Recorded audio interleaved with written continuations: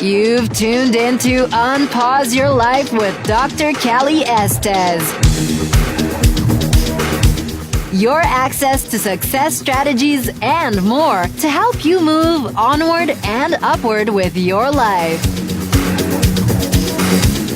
Listen in each week as she interviews others who have really taken their essence to the next level and truly unpaused their life.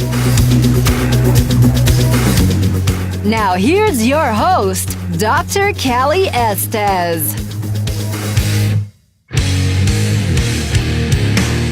Hey everyone, welcome to the show. This is Dr. Callie Estes, and I am founder of the Addictions Academy, the Addictions Coach, and Rehab Rescue.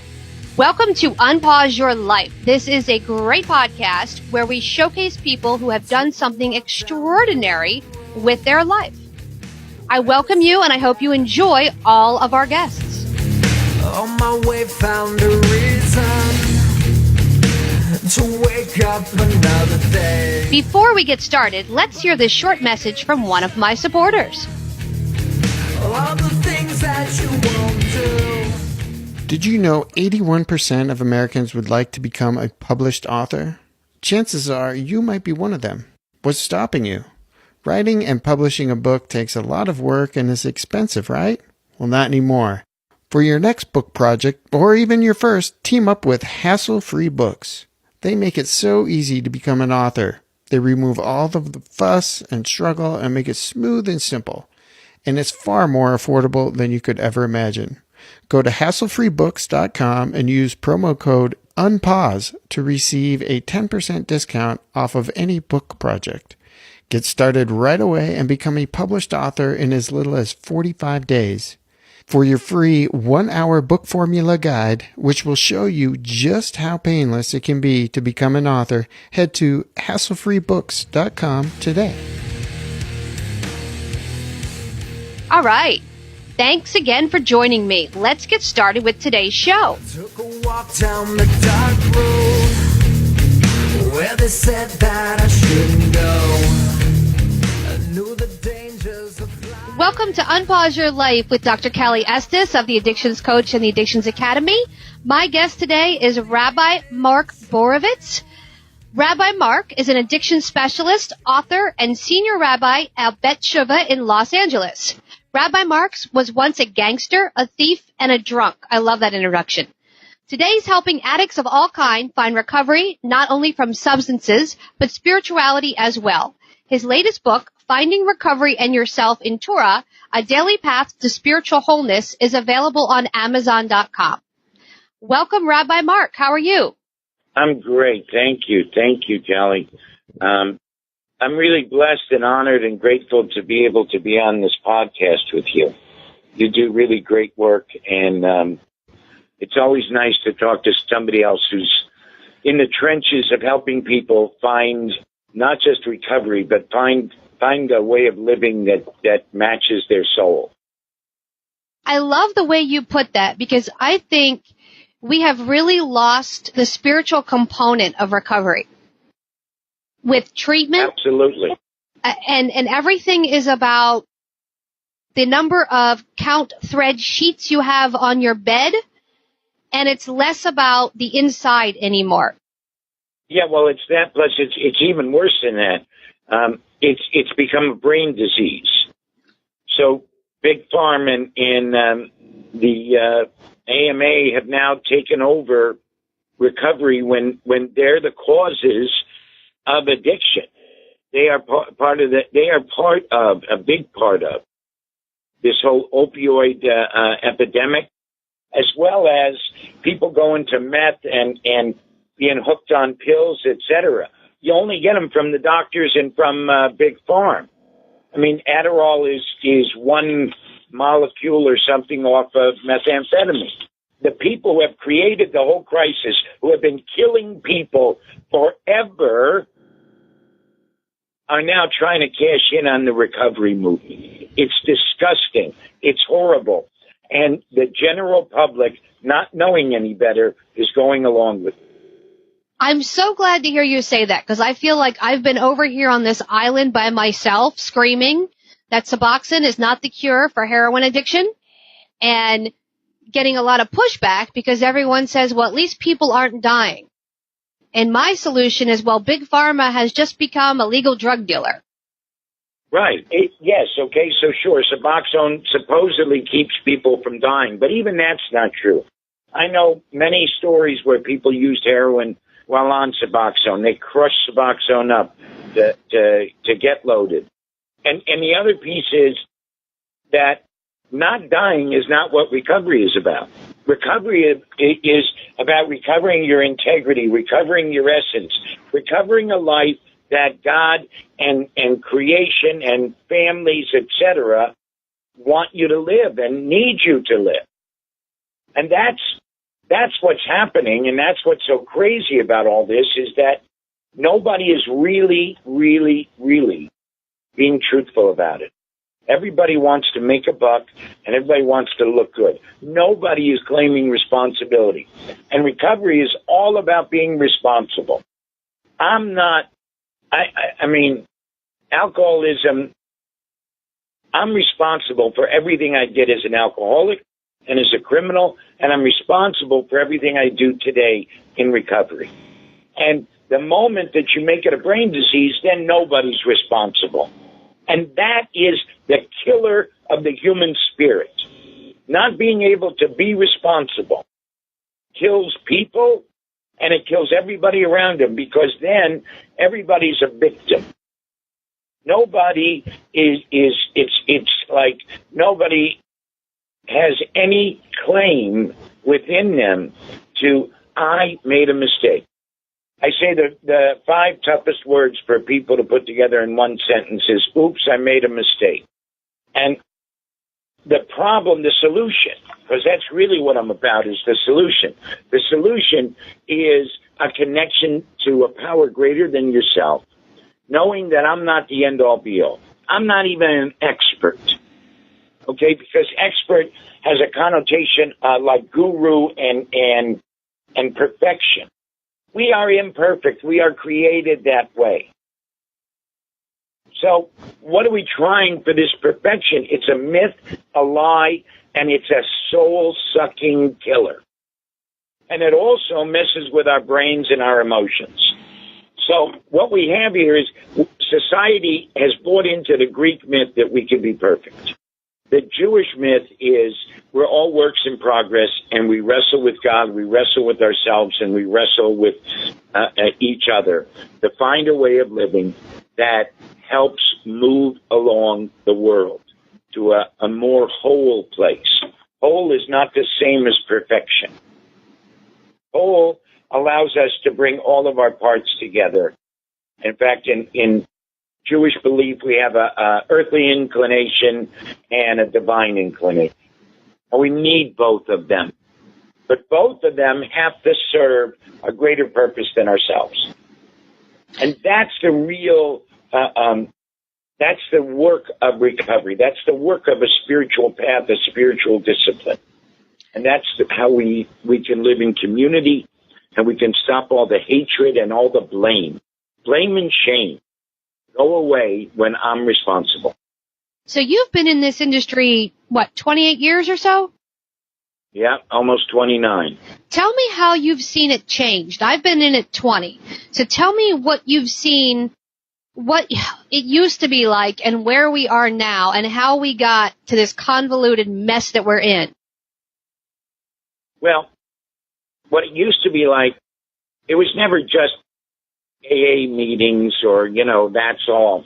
It was always a combination of psychotherapy and spirituality. And it was also life skills. My wife, Harriet Rossetto, who's the founder of Beit Shuvah, says one of the most important things to do is to make your bed every morning. It deals with the existential crisis, because I'm going to get back into bed at night, so why do I have to make it? I make it because it means something, and it makes a difference. It makes a difference in how I live my whole life. I don't have to live it sloppy anymore. It went into a scientific thing, where all of a sudden you had to have evidence-based therapies. And people said that to us, and I said, look, we have 1,000, 2,000, 5,000 people who are living better. They're the evidence. And they said, oh, no, that's not scientific enough. And it's just BS. The truth is it's bullshit. What happened to change it was money. People decided to make money off of recovery. Beit Tshuva, we take everyone who's appropriate, whether they can afford it or not. In fact, 80% of the people who live here, and we're a long-term treatment facility, 80% of the people pay $500 or less per month. People stay here 9 months to a year. They go through different transitions. And just the idea of the 30-day program was insurance. You can't get sober, get right. You can't even get you just about get the fog cleared after 30 days. And programs started giving people all kinds of drugs for detox in 26 of the 28 days. And then all of a sudden told them, go be good. But nobody had any tools. So first of all, long-term recovery is important. Affordable recovery is important. And number 3, integrative recovery is important. That here at Beit Tshuva, we integrate mind, body, and spirit. And whenever we leave one of those 3 essential components of living out, we're hurting the client. I completely agree with you. And I think that's where the model shifted to a medical model from spirituality and being accountable and doing the right thing and following the right path. Now it's all about monetization and let's give another drug for another drug. We'll call it legal and we'll just bill your insurance.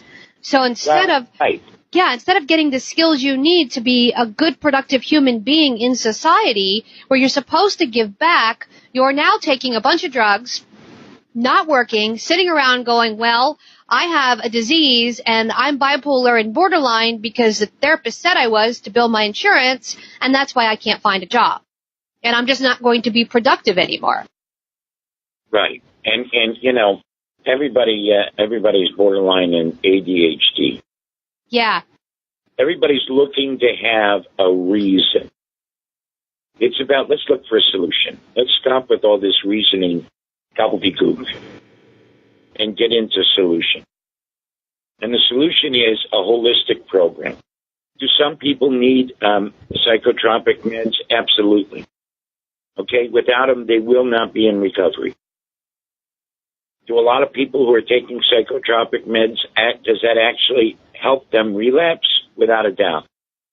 A dear friend and fellow co-worker of mine, Dr. Garrett O'Connor of blessed memory, said the number 1 cause of relapse is sobriety. Oh, that's interesting. Right? Mm-hmm. His solution for it was to move from sobriety to recovery. That's true. Take all the lessons of all the people who have survived tragedy.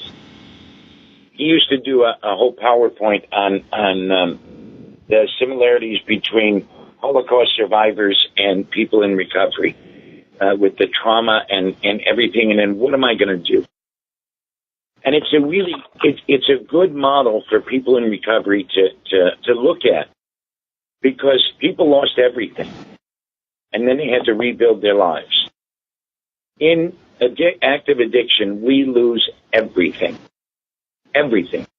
Now, how do I rebuild my life and rebuild the lives of those around me? Because the other piece is that I have ruined everybody else's life.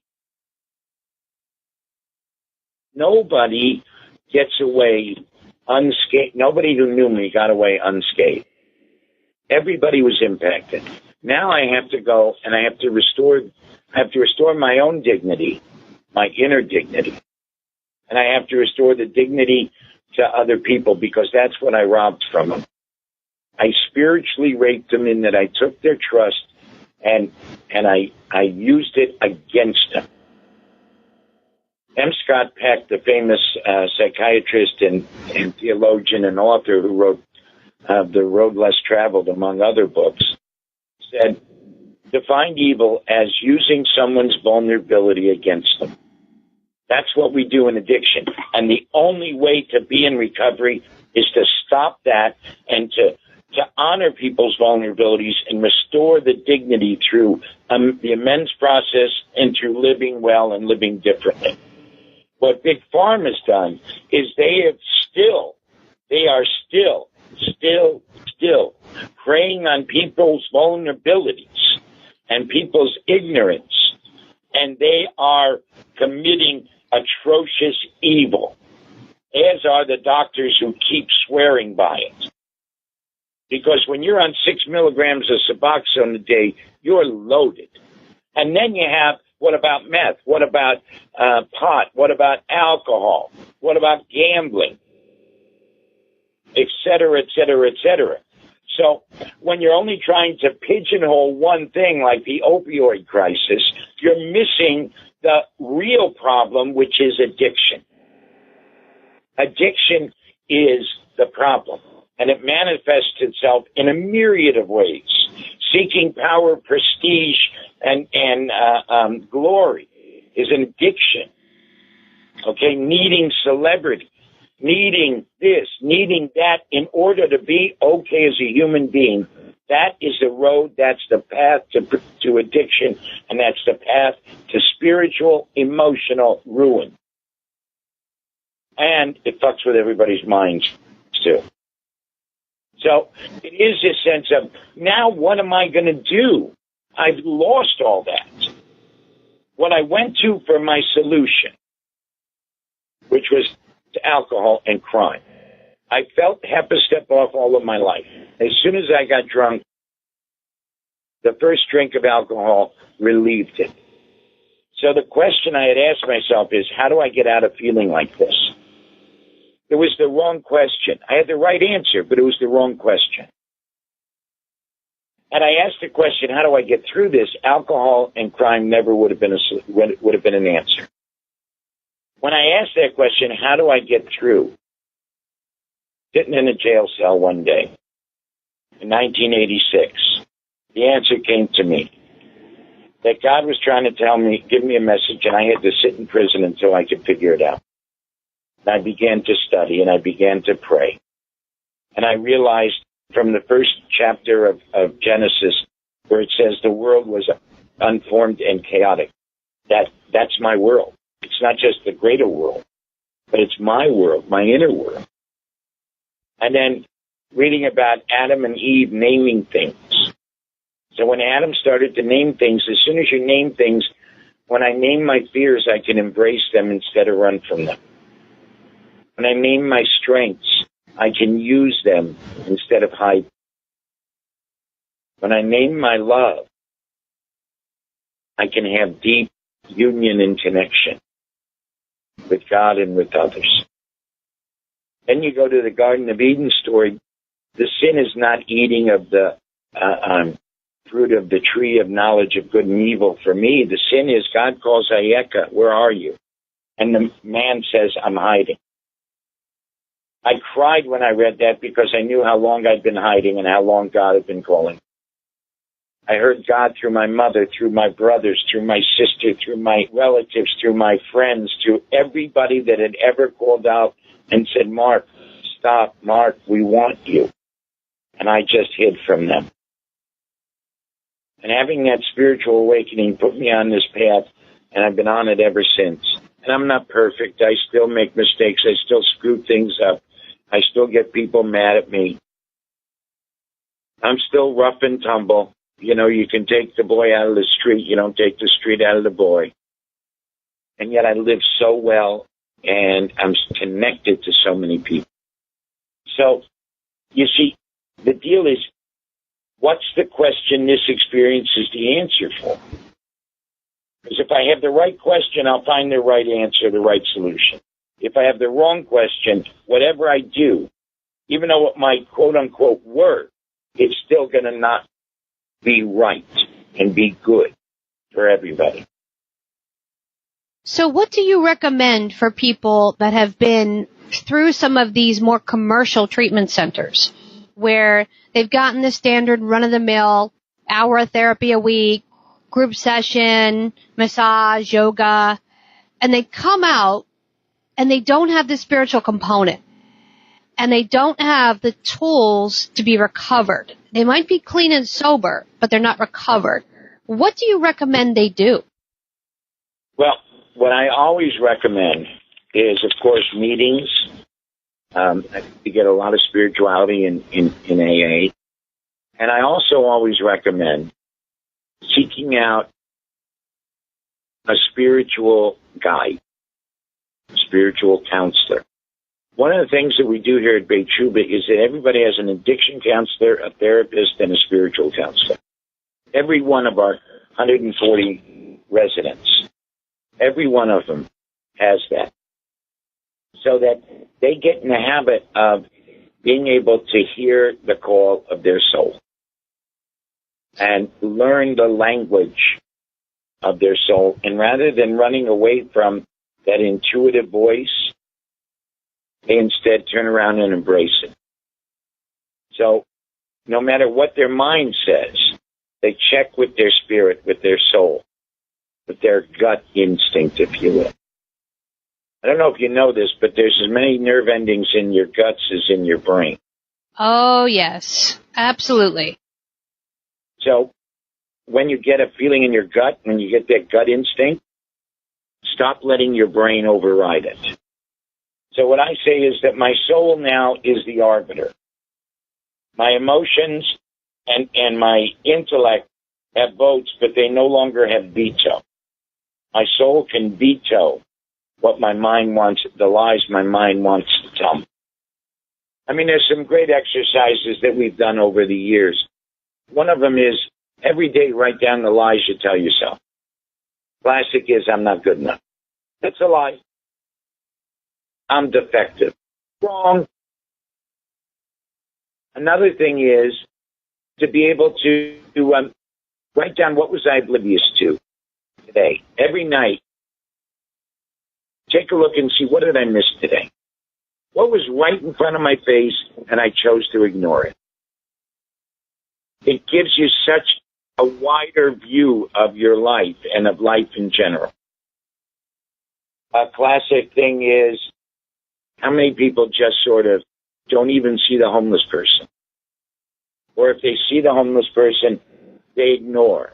Or they may throw a quarter or a dollar into the cup, but never look the person in the eyes. Think of how many times I'm oblivious to seeing another human being, seeing the divine image in another human being. I mean, all of these things go through me. That's excellent. That's excellent advice. And you have a book out, I believe, on Amazon, right? Yes. So in my book, Finding Recovery in Yourself in Torah, Torah is the first 5 books of the Bible: Genesis, Exodus, Leviticus, Numbers, and Deuteronomy. And I take, there's 54 sections in the Jewish calendar year that we read from the Torah. 54 sections of these first 5 books. And for each one of those, I take a verse for every day, and then I do a little explanation, and then I finish up with questions. See, Callie, the whole thing is questions. Are we asking the right questions of ourselves and of other people?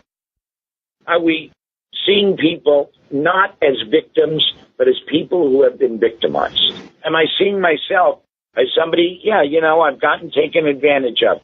In some ways, life, dealt me a tough hand when my father died when I was 14 years old. And I made it myself a victim from that, as opposed to just realizing I don't have to be defined by that. So the book helps people figure out how to define themselves. It gives them spiritual, emotional, and intellectual exercises and a way of pointing their being in a positive manner each day. So there's 365 pages, needless to say. And it's a way of really being able to use eternal wisdom, because the Bible is a book of eternal wisdom and eternal truth. I'm not going to debate what happened and didn't happen.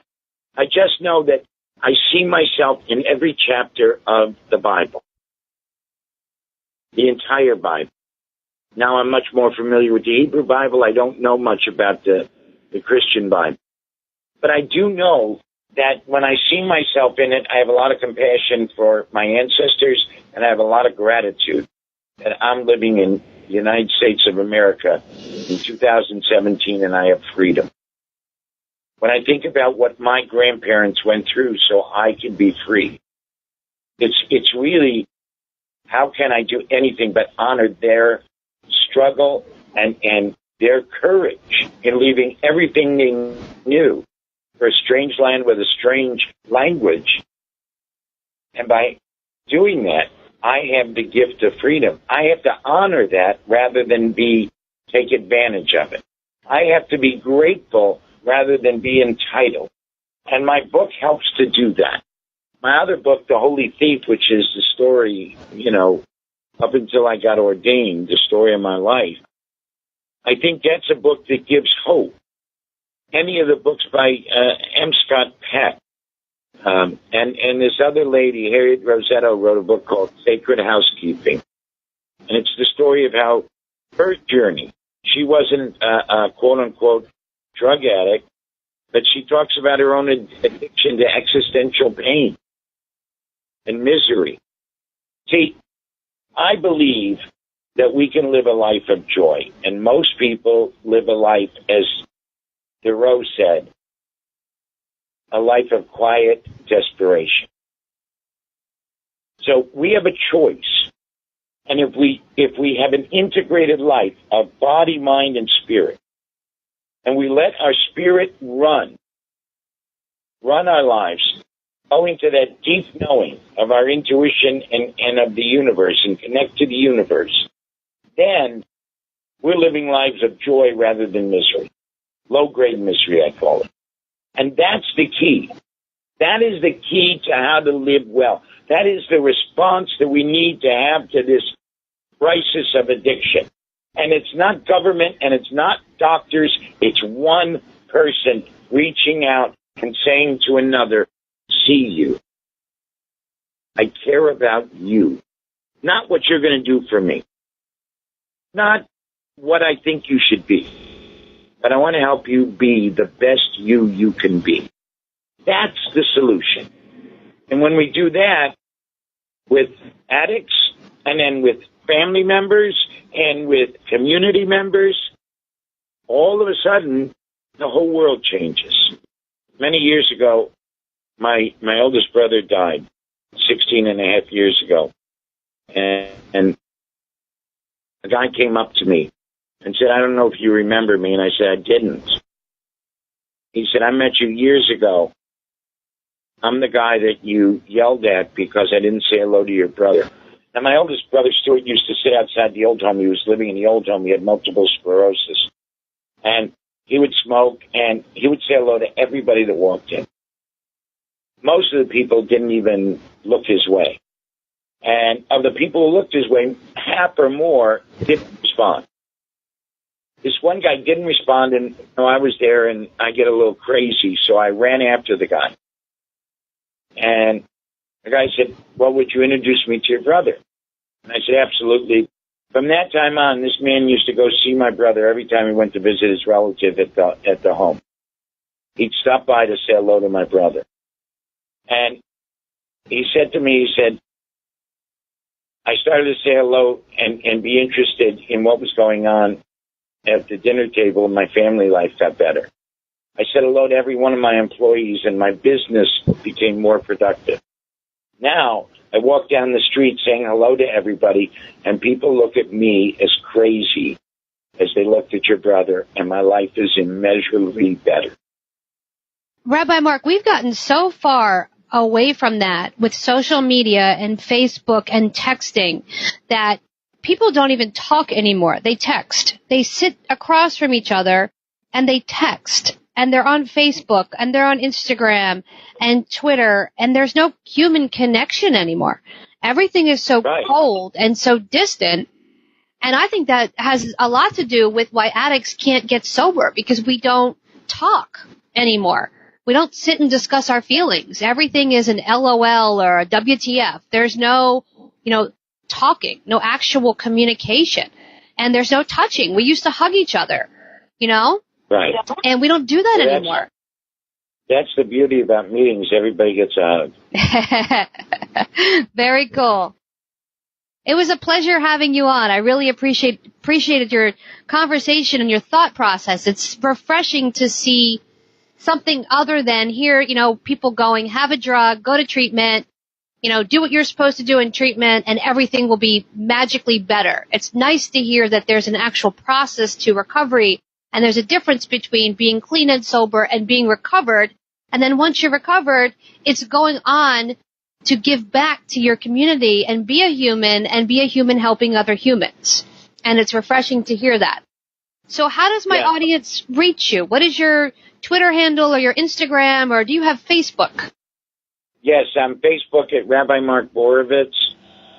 I have Twitter at Rabbi_Mark. The R and the M are capitalized. I can be reached at Rabbi Mark at rabbimark.com.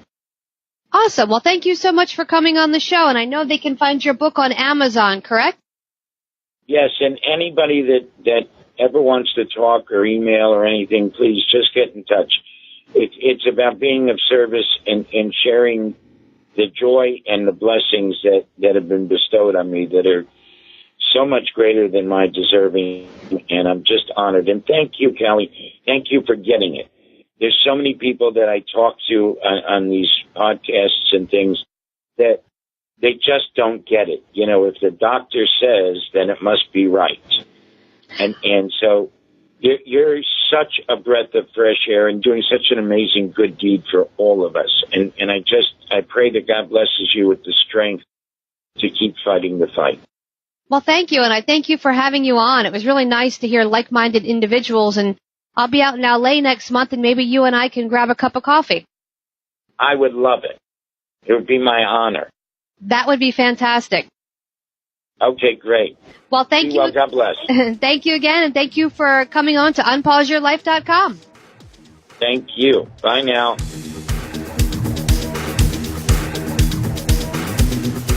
Hey, everyone. Thanks again for listening. I really hope you enjoyed the show today. Head on over to iTunes and Apple Podcasts and leave a comment or review of what you think.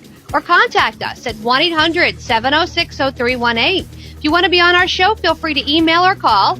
And if you have a topic, feel free to email or call as well. Thanks for listening to Unpause Your Life. For show notes and more, head on over to unpauseyourlife.com.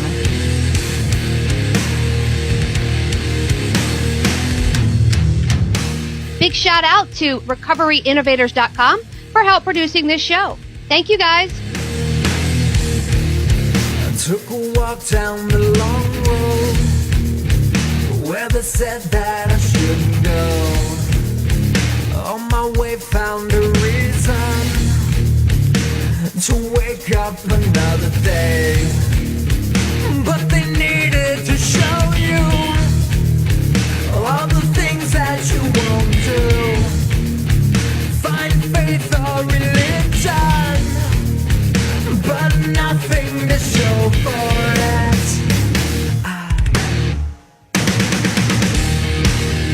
No need to escape in love with my pain.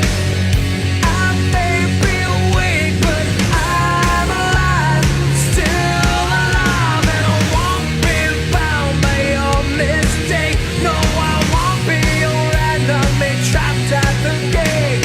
Bring me to life, put me to death. Just give me something that's just not so hard to believe. To believe. To believe.